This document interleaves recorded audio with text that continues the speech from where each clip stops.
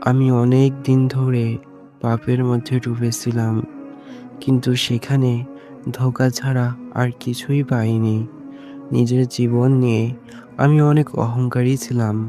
ভাবতাম এই দুনিয়ায় সব। গুনাহ করতে করতে আমার বুকটা ভারী হয়ে আসছিল। আমি ভয় পাচ্ছিলাম, হয়তো এবারই আমি শেষ হয়ে যাব। গুনাহের এক সাগরে আমি হারিয়ে গিয়েছিলাম, যেখান থেকে ফেরার কোনো রাস্তা দেখতে পাচ্ছিলাম না। হে মহাবিশ্বের মালিক, আমি তোমারই কাছে ফিরে এসেছি। তোমারই কাছে ক্ষমা চাচ্ছি। আমার জন্য তোমার রহমতের দরজাগুলো খুলে দাও। আমার দোয়া কবুল করে নাও। আমার সব গুনাহ মুছে দাও।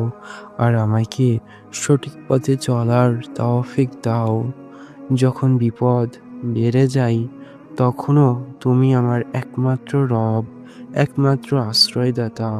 হে আমার রব, আমার সব দুশ্চিন্তা দূর করে দাও। তুমি তো আমার সব গোপন খবর জানো। তোমার নূরের আলো দিয়ে আমার পথটা আলোকিত করে দাও।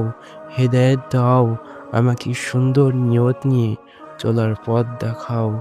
অনেক দূরে সরে যাওয়ার পর এ মন আবারও তোমার কাছে ফিরে এসেছে, শুধু তোমার ক্ষমা পাওয়ার আশায়।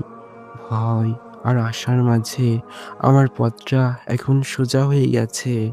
যখনই আমার জীবন কঠিন হয়ে এসেছে, ধৈর্য আমাকে পথ দেখিয়েছে। আর এভাবেই আমার জীবনের সব কুয়াশা কেটে গিয়ে পথটা আবারও আলোতে ভরে উঠেছে। আমি তোমার এমন এক বান্দা, যে শুধু একটা সাচ্চা মন নিয়ে তোমার কাছাকাছি আসতে চাই। মনের ভিতরে ইখলাস, একনিষ্ঠতা ঢেলে দাও। আর আমি এই দুনিয়াতে আর কখনো গাফেল হয়ে বাঁচতে চাই না। আমার হাত ধরো, আমাকে তোমার পথে নিয়ে নাও। আর আমাকে মাফ করে দাও। হে মহাবিশ্বের মালিক, আমি তোমার কাছে ফিরে এসেছি।